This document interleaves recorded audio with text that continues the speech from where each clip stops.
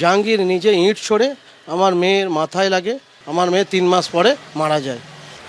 বাড়িতে হামলা চালিয়ে 6 বছরের শিশুকন্যাকে খুনের অভিযোগ। ফলতার দাপুটে তৃণমূল নেতা জাহাঙ্গীর খান সহ 9 জনের বিরুদ্ধে 9 বছর পর দায়ের হলো এফআইআর। অনিচ্ছাকৃত খুন, ভাঙচুর, মারধর, হুমকি, শ্লীলতাহানি সহ একাধিক ধারায় মামলা রুজু করেছে পুলিশ। ঘটনাটি 9 বছর আগের, অর্থাৎ 2017 সালের। নিহত শিশুর বাবার অভিযোগ, বিজেপি করার জন্য তাকে এলাকা ছাড়া করার চেষ্টা চালান তৃণমূল নেতা জাহাঙ্গীর খান ও তার অনুগামীরা। প্রথমে ডাকাতি আর মাদকের মিথ্যে মামলায় তাকে জর্জরিত করা হয়। অভিযোগ, তৃণমূল নেতা জাহাঙ্গীর খান সদল বলে তার বাড়িতে হামলাও চালান। তার দাবি, সেই হামলার জেরেই 3 মাস পর তার মেয়ের মৃত্যু হয়। মেয়ের জন্য বিচার চেয়ে পুলিশ প্রশাসনের দরজায় দরজায় ঘুরেও কোনো সুরাহা মেলেনি বলে অভিযোগ করেছেন তিনি। সালটা 2017 সাল, 9 বছর আগে।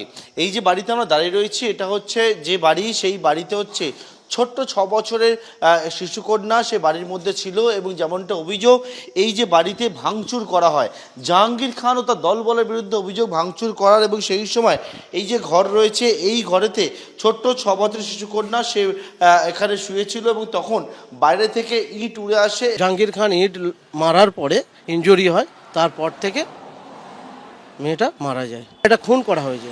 এটা পুলিশকে এর আগে অনেকবার জানিয়েছি, কোনো এফআইআর নেয়নি। এমনকি মুখ্যমন্ত্রীর কাছেও গেছি, কোনো জায়গায় সুরাহা পায়নি। থানা থেকে বলছে জাহাঙ্গীরের কাছে ছাড়া এসব আমরা কিছু করতে পারবো না, ওর কাছে যাও, ওর কাছেই বিচার। তবে অভিযোগ অস্বীকার করেছেন ফলতার তৃণমূল প্রার্থী জাহাঙ্গীর খান।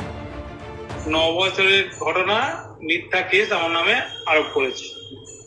এখন লোকাল প্রশাসন যদি সে জোর করে যদি কেস দেয়, সেখানে তো আমার কিছু করার নেই। কিন্তু আমার যার জায়গা আছে কোর্ট, তাই আমি হাইকোর্টে আমরা আপিল করেছি। নিহত শিশুকন্যার বাবার অভিযোগ, জাহাঙ্গীর খান ও পুলিশের একাংশ টাকার বিনিময়ে সালিসিতে তাকে বিষয়টি মিটিয়ে নিতে চাপ দেয়। এক জায়গায় সালিসি হয়েছিল, দেখ তুই ভুলে যা, তোকে 30 লক্ষ টাকা দেবো, সালিসিটা হয়, তুই তোর মেয়েকে পাবি না ফিরে, তুই এই বিচারটা মেনে নে। ফলতা থানায় নিয়ে গিয়ে সই টই করিয়ে রাত 2-2:30টার সময় ছেড়েছে। নতুন সরকার এসেছে, আমার এই এফআইআর করা হয়েছে ফলতা থানায়, এটা যেন আমি ন্যায্য বিচার পাই। পুলিশকে দিয়ে হুমকি ও সালিসিতে চাপের যে অভিযোগ নিহত শিশুকন্যার বাবা করেছেন, সেই সময় দায়িত্বে থাকা পুলিশের তরফে তা অস্বীকার করা হয়েছে। পার্থপ্রতিম ঘোষ, এবিপি আনন্দ, দক্ষিণ 24 পরগনা। সরকার বদলাতেই কেটেছে জট। চিংড়িঘাটায় শুক্রবার থেকে শুরু মেট্রো প্রকল্পের কাজ। কলকাতা মেট্রোর অরেঞ্জ লাইনে কার্যত গলার কাঁটা হয়েছিল এই চিংড়িঘাটা। নিউ গড়িয়া থেকে এয়ারপোর্ট পর্যন্ত এই অরেঞ্জ লাইনের দৈর্ঘ্য 32 কিলোমিটার। তার মধ্যে 9.8 কিলোমিটারে মেট্রো চালু হয়েছে।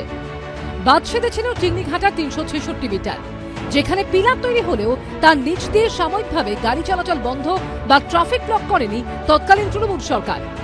ফলে পিলারের ওপর গার্ডার বসানো যায়নি। এই নিয়ে তৎকালীন তৃণমূল সরকার ও মেট্রো কর্তৃপক্ষের টানাপোড়েন চলছিল দীর্ঘদিন ধরে। জল গড়ায় কলকাতা হাইকোর্ট অবধি। কলকাতা হাইকোর্ট সব পক্ষকে বৈঠকে বসার নির্দেশ দেয়, বাকি থাকা কাজ শেষ করার জন্য সময় বেঁধে দেয়। কিন্তু হাইকোর্টের নির্দেশকে চ্যালেঞ্জ জানিয়ে সুপ্রিম কোর্টে যায় তৎকালীন তৃণমূল সরকার।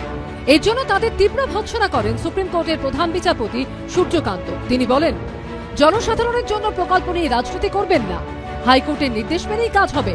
হাইকোর্টে সময় বেঁধে দিয়ে কাজ করাবে। সুযোগ দিচ্ছি, হয় মামলা তুলে নিন, না হলে খারিজ করে দেব। তারপরও চিংড়িঘাটার জট কাটেনি। কিন্তু রাজ্যের সরকার বদলাতেই বদলে গেল সেই পরিস্থিতি। চিংড়িঘাটায় কাটল জট। চিংড়িঘাটায় আটকে থাকা কাজ শেষ হলে মেট্রো পৌঁছে যাবে সেক্টর 5 হয়ে নিউ টাউনে। পুরো রুটে মেট্রো চললে নিউ গড়িয়া থেকে সরাসরি যাওয়া যাবে বিমানবন্দর। এবিপি আনন্দ।